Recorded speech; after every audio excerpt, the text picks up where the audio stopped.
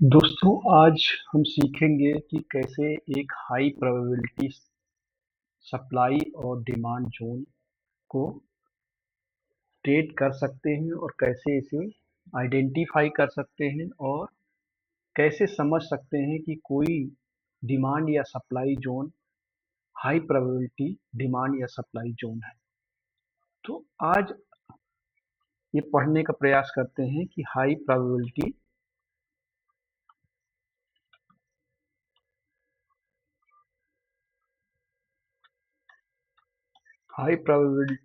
Demand and supply zone को कैसे समझ सकते हैं और उसे कैसे ट्रेड कर सकते हैं। आज ये समझने के बारे में अपन जानते हैं। तो सबसे पहले तो ये समझना होगा कि सप्लाई और डिमांड जोन क्या होता है। सप्लाई और डिमांड जोन क्या होता है।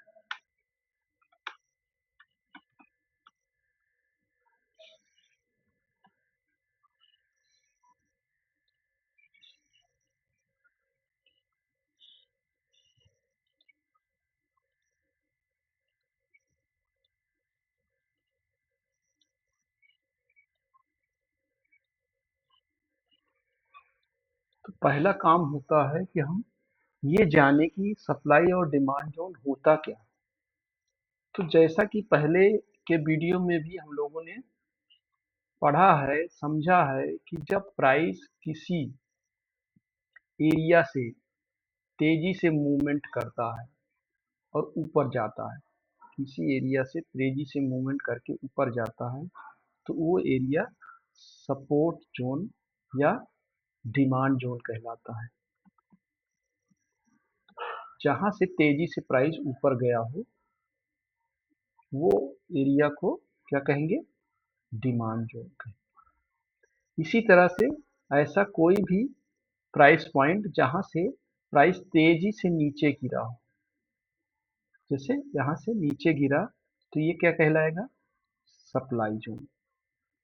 तो सबसे पहले हमको ये समझ आना चाहिए कि डिमांड या सप्लाई जोन क्या होते हैं।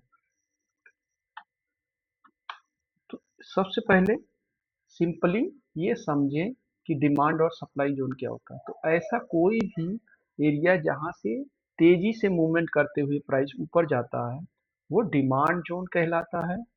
और ऐसा कोई भी एरिया या प्राइस पॉइंट जहां से प्राइस तेजी से ऐसे नीचे गिरा हुआ हो, तो ऐसा एरिया सप्लाई जोन कहलाता है। पहली बात ये हो गई कि सप्लाई और डिमांड जोन क्या होते हैं। अब इसके बाद बात आती है कि ये समझे हम कि कौन सा सप्लाई और डिमांड जोन ट्रेड करने लायक है और हाई प्रोबेबिलिटी सप्लाई या डिमांड जोन है। तो इसको आइडेंटिफाई कैसे कर सकते हैं? How to identify how to identify high probability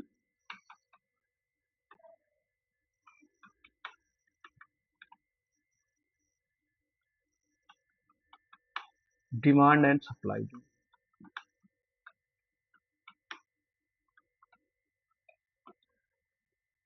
तो इसको आइडेंटिफाई करने के लिए कुछ पॉइंट्स होते हैं जिसके बारे में हम अभी डिस्कस करेंगे। जब प्राइस किसी एरिया से तेजी से ऐसे ऊपर जा रहा है, तो इस एरिया को क्या बोलेंगे? Demand zone. तो इस एरिया में हमको क्या देखना है जिससे हमको ये पता चल सके कि ये एक अच्छा डिमांड जोन है। तो सबसे पहले तो ये समझना है कि कैसे आइडेंटिफाई करेंगे इसको। तो ऐसा समझ सकते हैं कि मान लीजिए ऐसे प्राइस ऊपर जा रहा है, यहाँ पे समझते हैं अपन।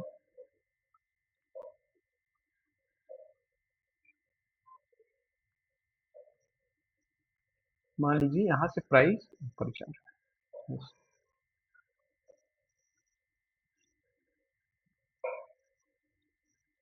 प्राइस जब गिरते हुए नीचे आ रहा था ऐसे,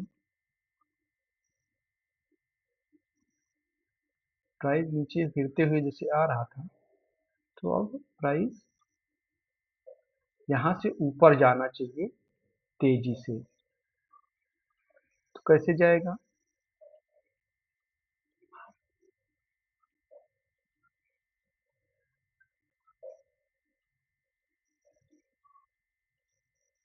ऐसे। तो इसमें हमको क्या देखना है कि फास्ट मोमेंटम कैसे समझेंगे कि तेजी से ऊपर गया है। तो जो ये पहली कैंडल होती है जो लो लगाई होती है, ऊपर जाने के दौरान जो सबसे पहली कैंडल होती है जो लो लगाई होती है, वही एरिया क्या कहलाता है? एक डिमांड जोन कहलाता है। पहले तो ये समझना है, एक डिमांड जोन कौन सा एरिया कहलाता है? ऐसी कैंडल जो लो लगाई होती है, सबसे ज्यादा लो लगाई वाली कैंडल। तो इसके विक से, निचली विक से लेके ऊपरी विक तक इसको मार्क करते हैं। ऐसा एक डिमांड जोन जो सबसे नीचे वाली, सबसे ज्यादा लो लगाई कैंडल है, वही कैंडल डिमांड जोन कहलाएगी। पहला कर। दूसरा, प्राइस तेजी से ऊपर जाना चाहिए, तेजी से ऊपर जाना चाहिए, फास्ट मूव होना चाहिए। क्या होना चाहिए? Fast move.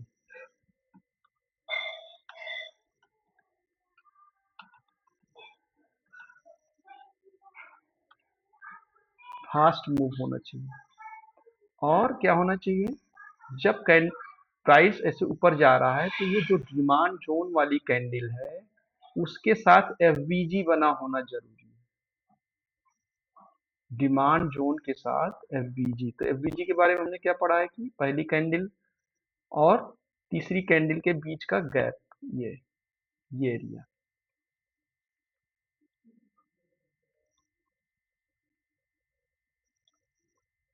ये एरिया। तो जो पहली कैंडल है उसके साथ एक एफबीजी क्रिएट होना जरूरी है, तभी हम एक अच्छा डिमांड जोन उसको मानेंगे। तो एफबीजी साथ होना चाहिए, FBG with demand zone candle.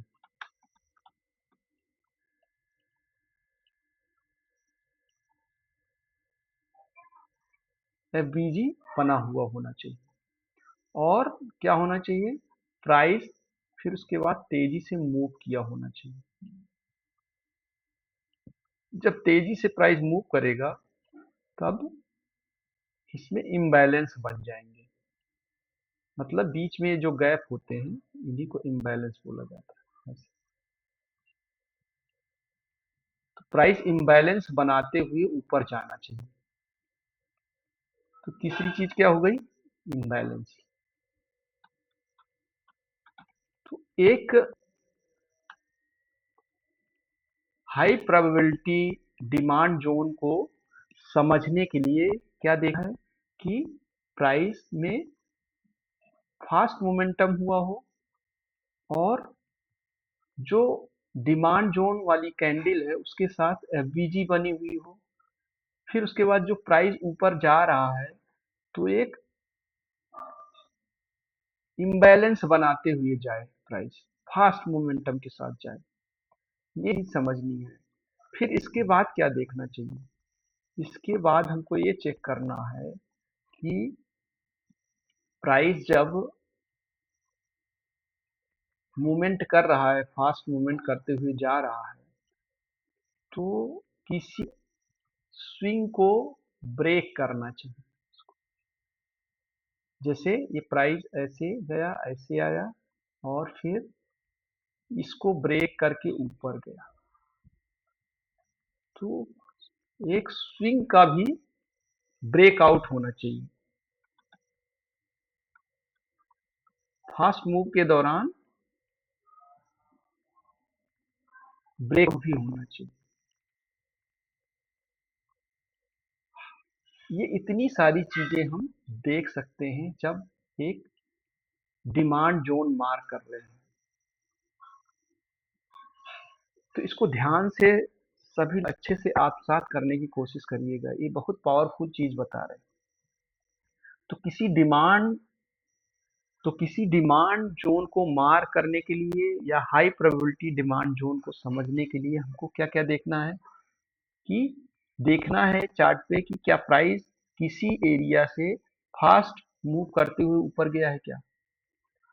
तो फास्ट मूव करते हुए यदि प्राइस ऊपर गया हुआ है तो डिमांड जोन कैसे मार करेंगे, उस फास्ट मूव के दौरान जो सबसे निचली कैंडल है, जो सबसे नीचे लो लगाई कैंडल है, उस पूरी कैंडल को अपन मार कर लेंगे, वही डिमांड जोन कैंडल के। अब उस डिमांड जोन के साथ एक एफबीजी क्रिएट होना चाहिए। फिर उसके बाद प्राइस जब फास्ट मोमेंटम करे तो इम्बैलेंस बनाते हुए जाना चाहिए।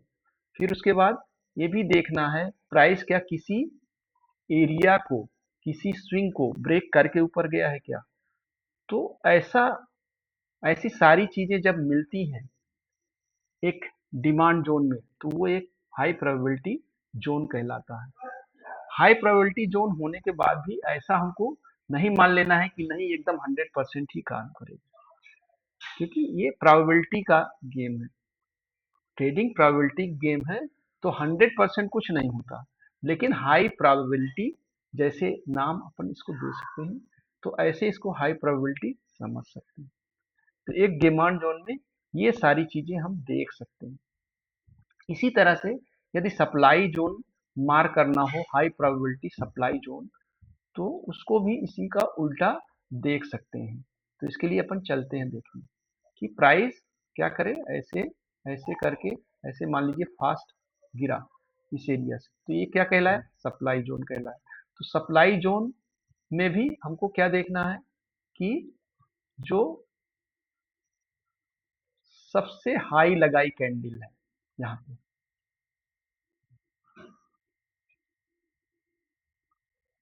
जो सबसे हाई लगाई कैंडल है वो रेड या ग्रीन कुछ भी हो सकती है, उसी को हम मार्क करेंगे as a supply zone.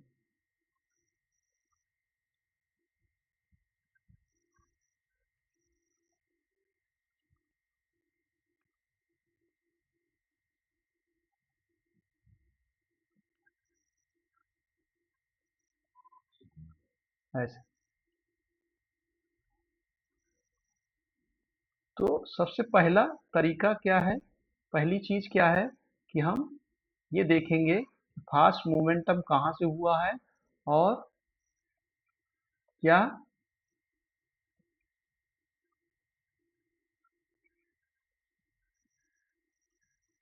High लगाई हुई कैंडल को हमको मार्क कर लेना है, और यही कैंडल सप्लाई जोन कहलाएगी।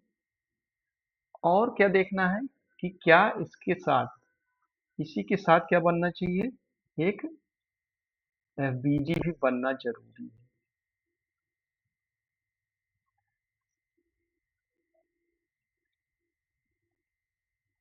तो ये क्या कहलाया, सप्लाई जोन, सप्लाई जोन, ठीक है। फिर उसके बाद ये क्या कहलाया, एफबीजी।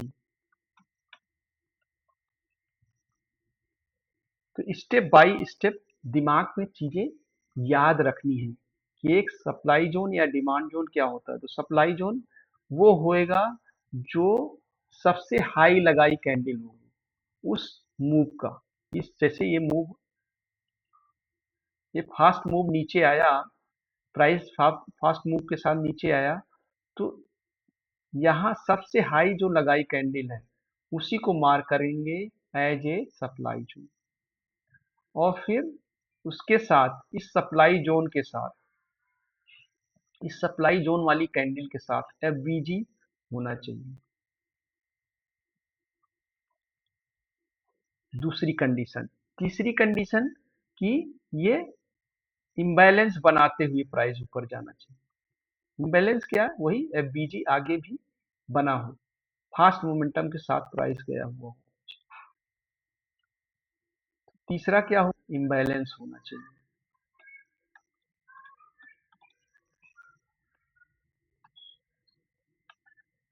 इम्बैलेंस बनाते हुए प्राइस जाना चाहिए।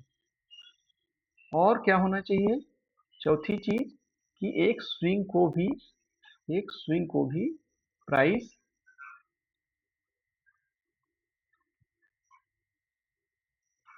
तोड़े, ब्रेकआउट करे। जैसे यहाँ ऐसे गया था, प्राइस ऐसे गया और इसको क्या किया, ये तोड़ दिया। तो इससे तोड़ जब इसको तोड़ देता है तो एक पता चलता है कि हाँ, एक अच्छा सेलर, स्ट्रांग सेलर यहाँ पे आया। तो इस तरह से चीजों को आइडेंटिफाई करना है, सप्लाई जोन को आइडेंटिफाई करना। अब ये सप्लाई जोन आइडेंटिफाई किए फिर क्या होगा, प्राइस यहाँ से फिर यहाँ आएगा और यहाँ से नीचे गिर। इसी तरह से डिमांड जोन में डिमांड जोन के पास प्राइस जाएगा और नीचे गिरेगा। लेकिन हाई प्रोबेबिलिटी डिमांड जोन पहले से हम मार्क किए रहेंगे, तब ऐसा कर पाएंगे। तो इसके लिए हमें पहले से तैयारी करनी होती है। तैयारी करके रखेंगे तब हम समझ पाएंगे कि अच्छा सप्लाई जोन कहाँ पे बना हुआ है। तो ये सब चीज का आप ज्यादा से ज्यादा अध्ययन करिए ताकि दिमाग हमारा ये चीज अच्छे से समझने लगे। आप साथ करना होगा, बहुत सारा अभ्यास करना होगा। अभ्यास करते करते ये चीज हमारे मन के अंदर, हमारे दिमाग के अंदर ये इमेज बन जाएगी। और इमेज जब बन जाएगी तब धीरे धीरे प्रैक्टिस करने के बाद ये चीज हमको नॉर्मली दिखने लगेगी कि सप्लाई जोन कहाँ बना है, डिमांड जोन कहाँ बना हुआ है, चार्ट पे कहाँ पे बना हुआ डिमांड जोन, सप्लाई जोन।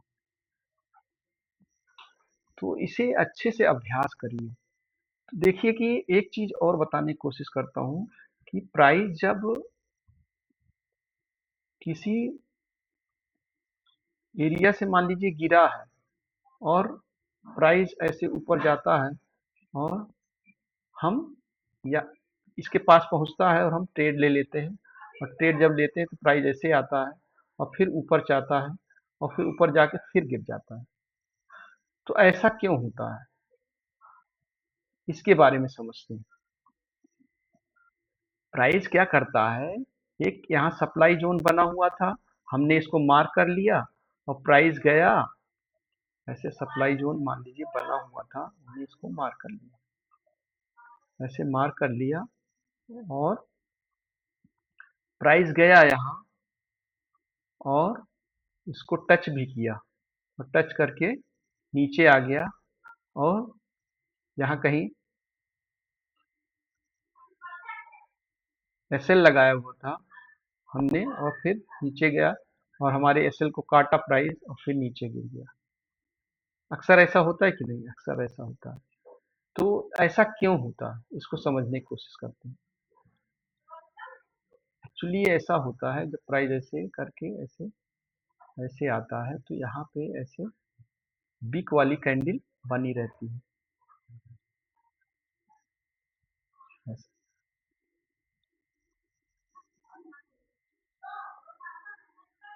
ऐसे बनी रहती है।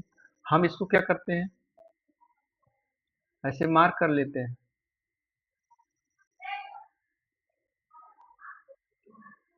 और प्राइस यहाँ टच करता है,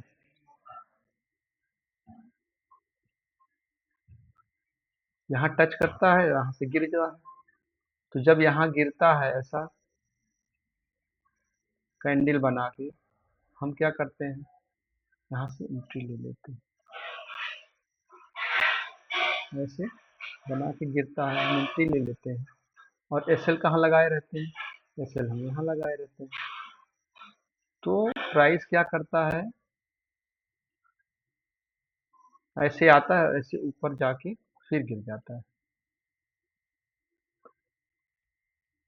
तो इसको समझने के लिए क्या कर सकते हैं, हमको यहाँ इस बिग पे ध्यान देना है। ये जो डिमांड जोन हमने मार्क किया है ना, इसके को ऐसे यहाँ ऐसे मार्क करना है, इसको ऐसे।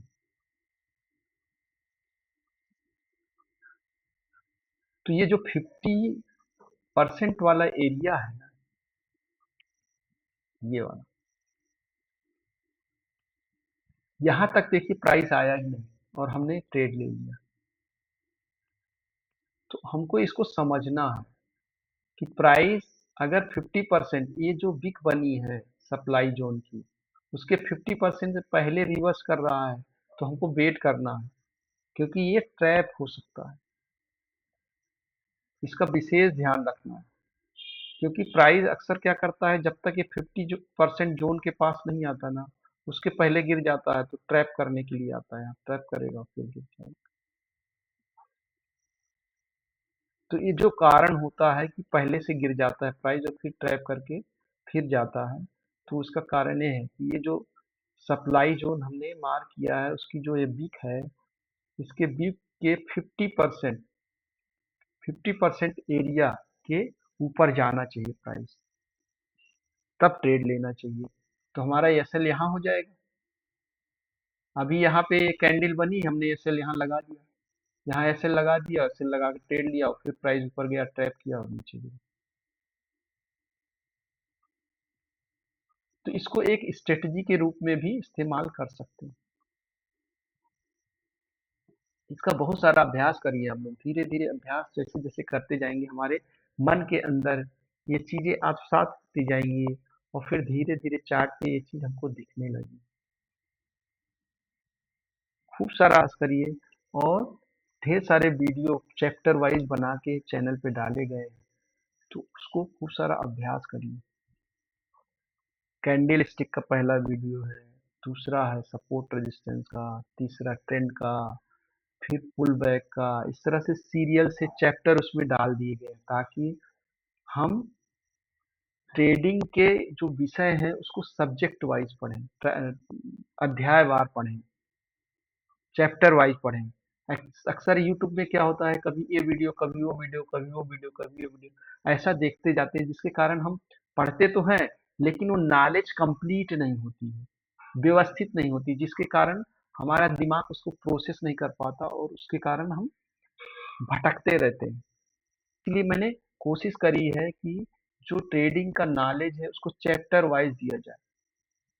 अक्सर हम यूट्यूब पे वीडियो देखते हैं तो क्या होता है, मान लीजिए अब कोई किताब किताब का 10वां चैप्टर पहले पढ़ लिए, है ना, और पहले 10वां पढ़ लिए, फिर 7वां पढ़ लिए, फिर 6वां पढ़ लिए, फिर कोई और पढ़ लिए, मतलब सीरियल से नहीं पढ़े, तो हमारा जो नॉलेज है वो क्या है, इनकम्प्लीट रह गया। इनकम्प्लीट नॉलेज रहेगा तो क्या होगा, प्रोडक्टिविटी नहीं होगी उसकी। और हमारे भारत देश में यही हो रहा है कि हम नॉलेज को सिस्टमैटिक नहीं ले रहे हैं, ट्रेडिंग के नॉलेज को सिस्टमैटिक नहीं ले रहे हैं, कहीं कुछ भी पढ़ रहे हैं। तो चैप्टर वाइज पढ़िए, ताकि नॉलेज सीक्वेंस में हमारे दिमाग में आत्मसात हो, हमारे मन में आत्मसात हो। जब ये चीजें चैप्टर वाइज आत्मसात होगी, तब जब हम ट्रेड करने जाएंगे चार्ट पे, तो हमको अपने आप ही दिमाग प्रोसेस करके सही चीजें बताए कि कैसे ट्रेड किया जाए। तो चैप्टर वाइज पढ़ना बहुत जरूरी है। और सिर्फ पढ़ लेने से काम नहीं बनेगा, अभ्यास करिए, ज्यादा से ज्यादा अभ्यास करिए। जैसे जैसे अभ्यास करेंगे चीजें समझ में आती जाएंगी और हमारी ट्रेडिंग की नॉलेज बढ़ती जाएगी, हमारी स्किल बढ़ती जाएगी, हमारे मन के अंदर अच्छी अच्छी चीजें जाती जाएंगी और प्रोडक्टिव होती जाएंगी, और फिर हम धीरे धीरे प्रॉफिटेबल होते जाएंगे। तो दोस्तों आज के लिए बस इतना ही। अगले किसी वीडियो में बहुत अच्छी जानकारी के साथ फिर मुलाकात होगी। आज के लिए बहुत बहुत धन्यवाद।